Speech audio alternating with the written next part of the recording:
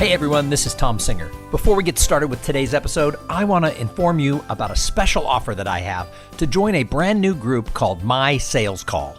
If you work for a small business or if you're a solopreneur, having some people to talk about ideas and best practices and to have a focus and accountability around sales is so important. It's so easy to get caught up in the busy work that we don't do what we need to do to drive the sales in our business. So I have started a weekly call where people can get together and share ideas around sales and then make a commitment to the group of what they're going to accomplish for the next week. It's just like if you work for a big company, your sales manager would have a weekly sales call. This is your sales call. Go to mysalescall.com to find out more and sign up today. Welcome to the Cool Things Entrepreneurs Do podcast with your host, Tom Singer. In each episode, we explore the interesting lives of business leaders, entrepreneurs, solopreneurs, and others who have a healthy dose of the entrepreneurial spirit. It is time to explore something cool. Now, here is your host, Tom Singer. Hey, and welcome back to another episode of Cool Things Entrepreneurs Do. Thank you so much for pulling your chair up to my virtual Cool Kids table, where every single week, usually twice a week actually, I try to bring really interesting people who are doing cool things in business from a variety of different backgrounds so that we can pick up ideas, thoughts, concepts, clues, because I know one thing is true. Success leaves clues. And that's why I started this podcast, because I knew if I could get really smart and successful people to tell me about their journey and give advice, that I would pick up little things here, little ideas there that would make me better in what I do in my own company and help all of you who listen. So I always try to shake it up. And today we're going to go a little bit into the world of quantum physics, something I know nothing about, but actually have a huge interest in learning more about. But for some reason, my brain can't get its hands around it. So I thought, you know what? If you want to know about quantum physics, go to somebody who has studied quantum physics, who teaches this stuff, and who knows things in that area. Because I'll tell you what, success leaves clues. So today we have David Adelson. And David has spent his life as a teacher, a meditation teacher. He's been a serial entrepreneur. And what he does is he creates quantum products to help people live their life better. I'm not even sure I know what that means. So we're going to find out. Hey, David, welcome to Cool Things Entrepreneurs Do. Tom, thank you so much for having me. I've been excited since we first met 6 months ago to be on your show. I love you as a person. You're somebody that I admire. So this is very fulfilling and exciting to me both. Well, when I met you, I was very impressed. And I won't tell the whole story, but you were kind of quiet. You're a little bit older than I am. You have kind of white hair with a purple streak in it. And you sat there. You're kind of what I call an observer. And I wish I was more of an observer. I kind of jump in and talk really fast. And then something came up and someone made a little donation to make it all work better. And they weren't sure if they should call the attention to it, and you didn't want the attention, but you did it. You're kind of one of those people who helps others behind the scenes. And while everybody applauded with the way you helped out, you kind of had this look on your face like, yeah, behind the scenes is probably good too. And I thought that's pretty impressive, because so many people want to be in the spotlight going, I just saved the day. And that wasn't David Adelson. So you impressed me when I met you as well. And I knew at that time I wanted to have you on the show. And it took us 6 months to pull this together. But here you are. Yes, and thank you so much. Yeah, that was a very interesting thing. Fame has never been a big concern of mine. I always felt there's something that I read years ago. One of my degrees is in writing, and I read an article once about this man who was a professional writer then, but his father was a writer. He grew up writing. He always did well in school. And then I guess he got to, somewhere along the way, he got to college or something, and he wrote a paper, and the teacher, somebody didn't like it. And the guy was like stunned. He thought he was a good writer. And so he went to his father and said, you know, what's going on? And his father said, well, do you really want to know? I mean, you've been skating by because you're basically a good communicator. Do you really want to know the secret? And the kid said, yeah. And his father started to teach him a concept called invisible writing. And here's something, you know, as a public speaker, I know you know this. When when you're done and you get off the stage and you go home and the audience is leaving, what do you want them saying?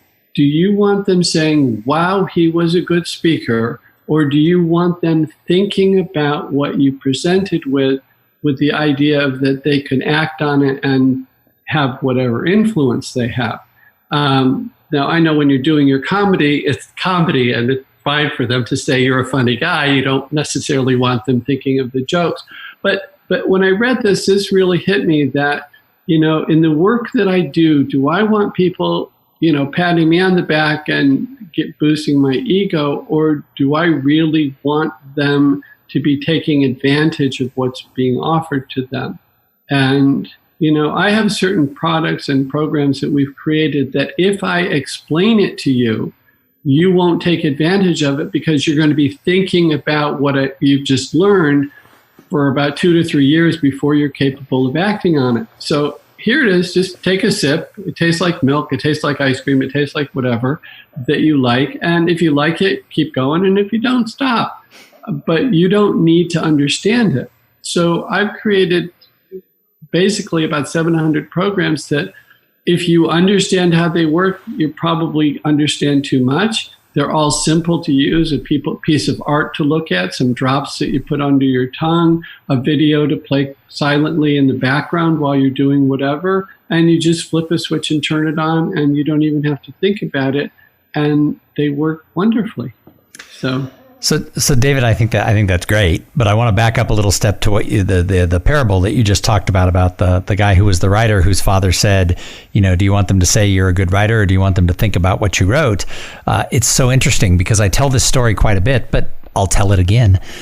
My mentor that I met, one of my mentors when I joined the National Speakers Association, and this was 11 years ago. I was brand new to the business. I wanted to make a splash. I wanted to do a good job. And I've got an ego like the rest of the people. I always say nobody becomes a professional speaker who doesn't have an ego. Every now and then one of my peers goes, oh, I have no ego. And I'm like, yeah, you would have picked a different profession. But anyway, my mentor said to me, what do you want them to say after you give a speech? And my answer was, that was a great speech, because that was the natural thing that you would answer with that. And he said, no, you don't. And I'm like, yeah, I kind of do. I got an ego. I want them to say great speech. And he said, yeah, the problem is we live in a polite society. After someone speaks at a conference, they very often walk up to the speaker, especially if they end up like alone at the cocktail party and it's just them and the speaker. They look at the speaker and say, hey, great speech today. What that really could mean is, you were highly mediocre, but I don't know what else to say to you. And so I asked my mentor, well, if I don't want them to say, and he goes, you have no way of knowing you're great if people say great speech because of this polite society we live in. And I'm like, well, what do I want them to say? And he goes, you want them to say a derivative of, what else can you do for me? Because if you really touch them with your content, they'll want to buy a book, they'll want to listen to a podcast, they'll want to hire you for coaching, they'll want to take you out for coffee to pick your brain, they'll want to see if that talk would translate to coming into their law firm. And he said, so anytime someone says, what else can you do for me? It means your content touched them and they want more of it. Where if they just say great speech, you have no way of knowing if you're any good. Yeah, so I totally get that. And this idea about, I love the Lone Ranger. Sorry, who was that masked man anyway? I don't know. My father, who was in the radio business my whole life, and he was this very quiet guy. Seriously, my mother, he was in sales. I think you'll like this story. He was in sales, and one of the things that they would sell is remotes, which is where this was back in the, 60s. And so the DJ would take a table and some records, and they'd go out to a store or a shopping mall or whatever, and they'd be there so people could come in and meet them. And they would promote the whatever it was, the record store, the music store, or whatever, for a 2-hour show, 1-hour show or something. And when my father would sell them, he'd sell a package of them for 8 weeks or something. And then it was often in the evening, and he'd pile us all in the car, and we'd go out while he supported the store owner and hung out with the DJ and everything. And he never did much. He didn't say a lot of stuff, He would just be there. And my mother seriously, firmly believed that my father was that people bought from him because they felt sorry for him, which is hysterical because he was like the top guy in the company. After 4 years there, 50% of the business was directly through him. But what he would do is he would go into a business the first time, and he would just go up and he'd introduce himself to the owner. He'd give him his card. He'd say, "Don't worry, I'm not going to try to sell you anything. Do you know anything about advertising? Have you ever tried it?" And people, this is again the 60s. So yeah, I ran an ad in the paper once, whatever it was. And my father would just start to educate them. And he would go in 5, 6 times and just teach them how to do advertising. And when they started feeding it back to him, then he would just say, "Okay, do you want to, now that you know what you're doing, what do you think you should do?" And and he was very, very low key about it. Very, "What do you think you should do?" And that kind of always impressed me. So this idea of, being the center of attention, I never felt it was about me. When you say there are speakers who are saying they have no ego, I actually get that because I have made speeches where I don't want to be there, but I have this information that is valuable, and I will feel a failure within myself if I don't give it to you. But no, I don't want you looking at me. Thank you very much. I just do it because I'll feel I let myself down if I don't. Does that make sense? It makes total sense. And the truth is I should be careful never to make absolutes because there are always exceptions to everything. But most speakers like being on stage, and I'll admit it. I like it. Yeah, I would totally get that. I would agree that the kind of people I'm talking about are few and far between. Yeah, and the truth is, though, that advice has been great because I have changed the way I've run my career, knowing that just being entertaining isn't enough. I have to get them to say, And fortunately, enough people have come up to me over the years and said, "What else can you do for me?" that I've been able to do this for a living for 11 years. Which is fabulous. Yeah, it's been a lot of fun too. It's been a joy. So sales is an entrepreneurial venture, even if you work for a radio station. So you grew up with some of that example of your father being that entrepreneur-like person, creating his own path in the world, however he did it. What do you think led you to being an entrepreneur? More than anything, probably not fitting in and really not liking to take orders. And not because I didn't like people telling me what to do when I didn't necessarily recognize that they knew more than I did. I think, I do remember as a kid, I had friends whose parents owned stores or something, and they had a built-in job in the summer when we were in high school, and they had a built-in business. I have, one of the guys that I've known since, I want to say 5th or 6th grade, still runs the store his father had started, way back when, very successfully. And I remember feeling very bad that my dad didn't have a job that I could, fall into. And I did have, those odd jobs going to, I lucked into working in a record store, which was my passion when I was in high school and college. So I got to do what I loved. You kind of look like the guy who would have worked in a record store in the 70s. You got that look. Yeah. So I did that. And that was there a ponytail involved at the time?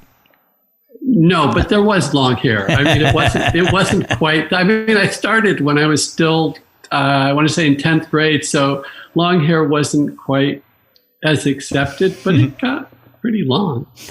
Anyway, what can I say? But I'll tell you, my job interview for the record store was that it was a very good friend of my father's, and I grew up Jewish, so my mother converted.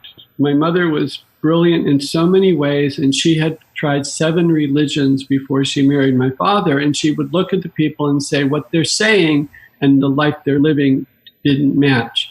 So she totally went full force into Judaism because my father was Jewish when I was a kid, and so she became involved in the sisterhood, and she was very good friends with the other people who were in the mother's group or wives group or whatever. And one of the holidays in Judaism is Yom Kippur, which is a full day of fasting. So my father and his very good friend and my dad and my two sisters and I and this other guy and his two daughters decide that they're going to be heroes for their spouses and let them spend all day on Yom Kippur fasting and services and take the kids. But what they did was they took us to the International House of Pancakes, which was very new at the time, and we had chocolate pancakes on Yom Kippur. So this is the guy. So wait, that makes you a hero to your wife and to your kids. Yes, except that my mother was not so impressed when she found out later and was like, anyway.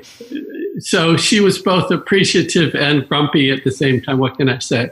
But so this was a guy that I knew my whole life, and he had this small record store in the corner of his father's shop, which was a men's clothing shop. They rented tuxedos. And I guess he worked out this deal with his dad that he would, pay some rent or whatever. And it was a sideline. It wasn't his big business. And he needed somebody. My sister's boyfriend worked there, recommended me. And so, but I knew the guy. I hadn't talked to him in, years at the time. Not since the great chocolate pancake incident? Not in detail, no. And, we saw him at events and stuff, but really hadn't talked to him. And so, my sister's boyfriend arranged for me to show up. I show up and I'm expecting to meet this guy. And this is, I'm, what do I want to say? 15, 16. This is my first job interview, and I'm all nervous about it and everything. And so while I'm there, the phone rings. I'm there to work for 2 hours. The phone rings. The guy's father answers the phone, says the phone's for me. I go over and Dick is the guy's name who's hiring me. And he goes, so everything good? And I said, okay, so I'll talk to you Saturday. And hung up. And that was my job interview. And I worked there on and off for 6 years and had a great time. And as one friend described it, you just got to stand there listening to the music that you liked, flirting with girls. And that's what you got paid for. And I loved it. And I thought that was the way work should always be. So I got spoiled right out of the gate. And then, after that, when I looked at, the dishwashing jobs or the factory jobs or whatever other job it was like, am I having as much fun? Am I enjoying it as much? Am I getting to do what I want to do? And if I wasn't, that made a difference, and I did have other jobs, where I was the marketing director of a computer magazine. And I worked there for a year and a half, and I loved what I did until I didn't. And as soon as I didn't, I was like, I can't stay here anymore. So let's talk about what you do today. So when we talk about quantum physics, what does it even mean? And you hear a lot about it. There's a lot of people who say, oh, you can change your life, this and that. I'm still a layman. Tell me what it is, and then talk about the products that you have. Yeah. So thank you for asking that. It gives me a chance to look smart. So I appreciate that. Here's the thing. We live in a world that has been dominated by what we'll call Newtonian physics. Apple falls from the tree, okay? Newtonian physics is all about causality. It says a body in motion tends to stay in motion unless acted upon by an outside force. So if you throw a ball and gravity and everything isn't there, it's just going to keep going and going and going forever. The thing with Newtonian physics is, and we get rockets to the moon based on what we understand from Newtonian physics. We get a rocket to the moon because we say there's gravity, and we don't know how to use gravity to our benefit. So we can put in X amount of millions of gallons of fuel, and we can push against gravity because we're having this relationship effect, and we're going to push hard enough that something will leave the Earth's atmosphere. And then it will, once it hits space, it's not being acted upon, so it goes, we can save fuel, yada, yada, yada. So it's all based on Newtonian physics. You and I are talking today from miles away from each other with a really good picture and a really good internet connection because of Newtonian physics. So we've really created a nice life based on that. But the change that's going on in the world right now is from Newtonian to quantum physics. And while Newtonian physics says you have to do X to get to Y, I have to get the job to get the money to buy the house. Okay, whatever the sequence is, Newtonian physics talks in terms of, A wants B, they have to go through C to get there, whatever you want to say. Now, quantum physics functions from a much more subtler level of creation. So when I was a kid, an atom was the smallest thing there was. And then they learned that there's parts within an atom, and then they learned that there's spaces within an atom, and then they do this split test of whether light is form or not, whether it's a wave or whether it's a particle. Are you familiar with that study at all? To the basic degree of having gone to like high school and stuff, but yeah. Yeah. So basically it's if you observe it, it changes. If it's a wave, unless you look at it, and then it's a particle. So we start getting to that subtler than particles are waves. And then what's subtler than that, and what's subtler than that? And the whole point has been to come to, the understanding of what is the ultimate source of everything, which they're now coming to the conclusion is what they call the unified field of all the laws of nature. It's what Einstein was trying to do when he got to all of the different levels of gravity and weak and strong and all of this, that he never quite did. And there's a general consensus, or at least acceptance now, that there probably is a unified field, even though there's still debates about which formula is the one that people will, champion. But the basic idea is there's something there. And in between, and the unified field is a field of pure potentiality, but there's nothing there. I want to keep the terms really simple. Nothing has been expressed. So it's basically a canvas. It's just a canvas, but within the canvas is all the colors. So those who understand light know that white has all the colors within it and black is the absence of it. So if you have a white canvas and and it's got all the colors within it, but you don't see the colors, if you know how to kind of edge out, I want a little bit of blue over here, you've got blue in there, and I've got a little bit of red over here, and I want a golden sunset over here. If you know how to do that from the canvas, from the white, if you can pull out the flavors that you want, I call them flavors or tendencies or whatever, if you can pull out what you want, you can create on the canvas a beautiful scene or a childlike crayon drawing or whatever you want to do. Are we good so far? Okay.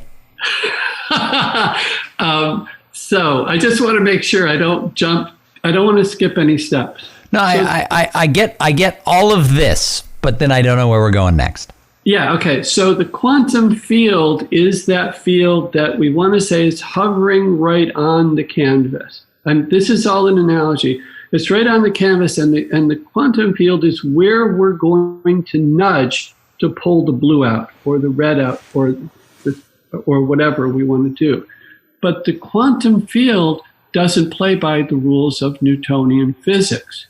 In the quantum field and in the unified field, you can tickle it on the left and it laughs on Mars. Totally no measurable or discernible connection between the two. The whole idea of Newtonian physics and relativity completely falls away. I can pick up a ball here, and when I drop it, it lands on the other side of the moon. Newtonian physics doesn't know how to deal with that, but quantum physics does. So quantum physics has this quality where things are compared to what we're used to, they happen for no reason. So for no reason in the quantum field, a particle will pop up into existence. It's coming from unbounded, from the unified field. It's coming from that white canvas. It's just a blue particle will pop up for no apparent reason, and we'll move backwards in time and then split apart and go in two different directions. And that happens arbitrarily or what appears to be arbitrarily in the quantum realm all the time. So the key components of what I do and how can we use this to better our lives? So if we can learn how to go into this quantum field and nudge up the blue, nudge up the red, nudge up health, nudge up love, nudge up happiness, nudge up peace, harmony, all of these different things at that level, then we can effectively bring light to the darkness. We don't have to deal with chasing the darkness. We just bring the light in and the darkness goes, and then we have a better quality of life. Does that make sense so far? So it makes sense so far, but I'm trying to figure out, there's two things. One is, how do we even do this? And two, isn't there a lot of pushback from people who, let's just call them Newtonian Heights? We could call them Lilliputians from Gulliver's Travels. It doesn't matter. The world of Newtonian physics exists. We're not saying it's wrong. We're not saying those people. Look, we have a wonderful world that we live in based on that. So far, well done, you. You know, this isn't a thing of. The first person who developed, pants for men instead of wearing just, a bearskin wrapped around you, it doesn't negate that the bearskin still doesn't have a value. It still has a value. It's just that, hey, you can do pants. You don't have to, they stay on. You have a belt. You can run farther, jump higher, whatever it is. It's not that someone is wrong. It's just that I now have a light switch. Do you want to use it? It's just an offer. So that's one of the things to just think about is it's just an offer. All right. So let's say we're interested in the offer. Tell us more about the products that you have and what makes them cool. Okay. So we have a product called Peace and Harmony Download. You can go to peaceandharmonydownload.com and get it. And it's a silent video. And when you play it, it generates peace and harmony around you. If you're playing it on your phone, you're talking maybe 5 feet in the crowd. If you're out in the field, it's maybe 18 feet around you. So we have people who are driving great distances or now, I don't want to say trapped, but quarantined, confined to their houses, and you're in close quarters. And we all know the traditional, what do we want to call it, stereotype of the Thanksgiving dinner, where a lot of people don't have fun. We'll just put it that way. And so if you play this Peace and Harmony program, you do have fun. The squabbling stops. It's just fewer family squabbles. And if we play this program in the business environment, where you have a whole bunch of people together, there's fewer complaints and fewer grumblings, both between departments and between customers and the business. And we have those levels of it, but we could also put it in a prison. We could put it in a hospital and add the quality of healing to it. We could put it in schools to add the quality of clear thinking and receptivity to knowledge. So we have these different flavors, energies, whatever you want to call them, and we can start practically applying them to make our lives better. So I was trying to download it right now to play it in the background while we were talking, but I'm trying to do too many things at once. So yeah. And I can send you a podcaster's version that you edit in, and it's even more powerful because you're doing bigger than an individual. And let me know, and I can send you the link to that after. Awesome. But, so I actually have more questions for you about this, but First I have to thank the sponsor of this episode. So this episode is brought to you by PodFly Productions. PodFly takes the time and the headache out of creating your own podcast. They set you up with the right equipment, training, and guidance to ensure that you sound amazing. PodFly does all the heavy lifting, and the technical work so that you can focus on creating great content, growing your audience, and interviewing really cool people like David Adelson. Hey, if you want to start a podcast, and I know that some of you do, jump over to podfly.net/coolthings and check out the offer that they have for the listeners of this show. So, David, I call the show Cool Things Entrepreneurs Do. It sounds like your products are kind of cool, but tell me about the research. Where did this all come from? It came from the desire to help. It came from seeing people have problems and thinking that, yeah, it doesn't need to be that way. And then I don't want to say lucked out, but it kind of feels that way, but it also feels like that was where I was headed all along. I started meditating because I was in college, my first year of college. I really liked fencing. A good friend of mine and I were doing fencing. I wasn't particularly good at it. I was doing it for a month or two, but we really liked pirates back then and we thought it was cool. And so we wanted to do fencing because it seemed cool and it seemed better than basketball or whatever the other things were. And they had a team. And so I started fencing, and then there was this, so this is 1972, and there was this little pamphlet of like 17 studies that had been done on transcendental meditation, TM. And one of them was faster reaction time. And we thought, cool. So we went ahead and started meditating. So I started meditating. I went to school. I started studying, physics. One of the first classes I took, I switched schools, went to Maharishi International University. The first month of classes was all about quantum physics. I was hooked, and I just started playing with it. And I started looking at what the possibilities were.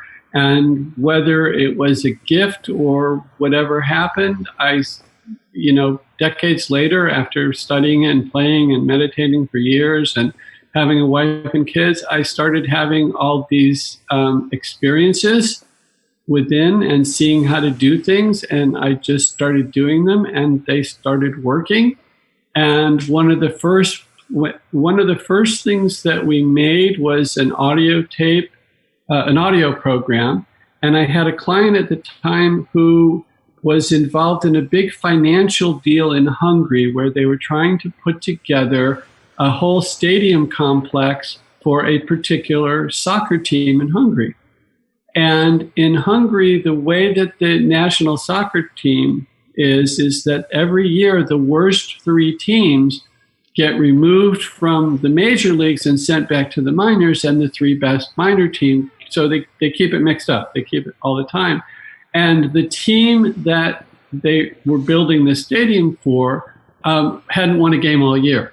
So they were really freaking out. And so we overnighted this silent program to them and said, play it in the stadium for a few hours before the game, during the game, and a few hours after the game, and let me know what happened. And so the first time they did it, the team won. And a week later, the second time they did it, the team won. And a week later, the third time they did it, and this is a stadium of 4,500 people, 4,500, 5,000 people. Not huge by Super Bowl standards, but still there's a lot of people. They take soccer seriously there. And so the third time when it happened, we thought, well, all right, this stuff seems to be working, and we started developing other programs. We ran some programs for businesses, and we just started thinking again. Back to that idea of, can we pull out the blue? Can we pull out the yellow? Can we pull out the red? And we said, well, if according to quantum physics, everything is vibration, then the wall behind you is a particular frequency, vibrational pattern. Health is, illness is. And if we can just find the right ones, we can create what we wanted. And we just started looking and creating ones for health and for wealth and for love and for peace and for harmony and for laughter and for joy and for finding one's purpose and for spiritual development. And we started with 15, and now there's about 700. So how do people find you? peaceandharmonydownload.com is going to give them the download. peaceandharmonyco.com will get them to everything else. So Peace and Harmony Company. And so how does all this relate to sort of the study of energy? I've gotten very into the whole idea of sort of personal energy and how it impacts your mood, your day, your success. How is this connected? Yeah, so this is a great question. What we talk about is what's called your personal energy signature. So if you see somebody far away, and it's a friend of yours, and you can't visually identify them, you can't see their face, but you know it's them. We've all had that experience of somebody far away. We know it's that person. Well, what you're recognizing is what we would call your personal energy signature. And from your personal energy signature acts as, whether we call it a magnet or a speaker or a receptor or whatever it is, it sends out the energy that draws to you the life experiences that you have. So if you want to know what your personal energy does your personal energy signature include fame? Does it include love? Does it include wealth? Well, what do you have in your life? Do you have those things? And if you have those things, then they're in your personal energy signature. And if you don't, there's either a block, that pattern is not being vibrated, something is missing. So what we can do is we can say either you were not born with it or somehow it got disrupted. But either way, it doesn't matter. We have a frequency that we can add to take care of that will offset the fact that you're missing it. So if money has been a struggle forever, there are several energies for wealth, for money, that you can pick and choose from and see what's the best way that resonates with you. And it could be that you want to take a silent video or audio program and play it in the background, or it could be you want to take drops, or it could be we have a distance clearing program where we do things at a distance from you. And then we can, and then this level of self-responsibility of who do you want to be and what do you want to create yourself to be. Now suddenly you've always had the canvas, but now you have access to some colors, as an analogy, that you didn't have before, no matter what you tried to do. So David, I call the show Cool Things Entrepreneurs Do. What's the coolest thing you're doing with your business right now? Trying to give it away. Right now, our goal is, so this Peace and Harmony program creates a pocket of peace for you. And our goal in the world right now is we want to give away millions of these. And I'm not rich or altruistic. I mean, I am altruistic, but my feeling is that there are going to be people who get it and they're going to play it and they're going to love it, or they're not going to love it. But ideally, they love it and they play it and they create this pocket of peace for themselves and they're happy with that. But then we're going to run into somebody who says, wait a minute, do you have a unit I can do for my whole family? Do you have a unit I can do for my business, for my neighborhood, for my community, for my state, for my big city? And we do have these units, and the bigger units, if you want to talk about cool things, the bigger units have averted forest fires, tornadoes, and hurricanes. And forest fires in Texas, tornadoes in Oklahoma, hurricanes in Florida, and stopped the upstairs neighbor from stomping around and disturbing them in Canada. Which might be more important than the others to certain people. Exactly. And that's why, on one hand, my big thing is world peace, because that's my background. But when we talk about it with people, what we say is fewer family squabbles, fewer complaints at work, because that's what they can relate to. And that's what they want. We just got an email this morning from somebody who because everybody's quarantined. So they're in with their family. And they said, Monday night was a mess. Tuesday wasn't better. I started your program. It was a miracle. It's like a miracle when you play it. And it's free. So that's one of the cool things that we do is we try to give away fun things. So awesome. So David, I ask everyone who comes on the show, because I think great entrepreneurs, I think they're observers. So I ask people, we could talk about you and we could talk about peace and harmony all day long. But I think if you're an observer, there's someone else that you say, hey, he or she, they're doing cool things. So who in the entrepreneur sphere world do you admire? Well, I have to say Steve Jobs, until about 2 years before he passed away, I thought was brilliant. And then after that, he got sick, and we all think differently when we're sick. But before that, I think he was brilliant. I think he created things by having the intention of what he wanted the experience to be, and then let other people do the figuring out about it.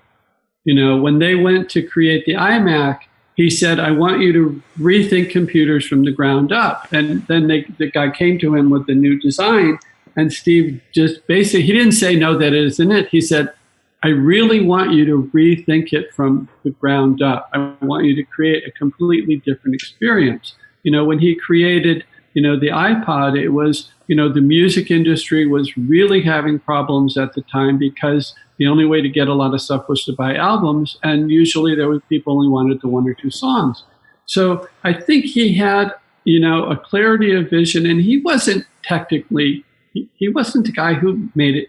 He was the guy who made it happen, but he's not the guy who made it happen. Mm-hmm. And I think that's brilliant, So the last question I ask everybody who comes on the show is, what do you do to give back to the greater good? Because it's great to make some money, but I think beyond that, we've got to find a way to serve. So what's your passion? Yeah, so just as we've been talking about giving out peace and harmony, giving out these programs. In fact, for me, I suck at the money part. I mean, to be perfectly honest, two things I don't do well is to remember to eat meals and to remember to charge people. So turns out there are people with that background, that backwards thing. I have a very optimistic vision of the world. I actually firmly believe that what's happening in the world with coronavirus is an absolutely brilliant stroke of nature to help us move in to create an amazing society. And I'm happy to help in any way that I can do that. And get in touch with me, and anything I can do to support you, let me know. So once again, if people want to find out more about you and about the company, where do they go? So to get the download, peaceandharmonydownload.com. To find out about me and the company, it's just Peace and Harmony Company, peaceandharmonyco.com. Awesome. Well, David, thank you for coming on the show and sharing and giving us a little brief lesson about quantum physics. I still don't get it, but we'll get me there. I'm a baby stepper. We'll get me there. But I appreciate you coming on the show. Any final words? I just want to thank you, Tom. I love your humor. I love your presence. I am very grateful to have met you when we met. I'm grateful to be on your show. I wish your audience so well. And I think you embody, I think I would call you an entrepreneur that I would admire, because you found your passion, you found what you love, and you're making it work for you. And I encourage everybody to do that. So I'm trying every day. Very All right. good. Thank you so much for being on the show, and thank you to everybody who tuned in and listened. I say it every episode. If it wasn't for the audience, why would we do this? It's all about exposing you to interesting people who are doing cool things in the world of business. We're going to be back in a couple of days with an interview with somebody just as cool as David Adelson.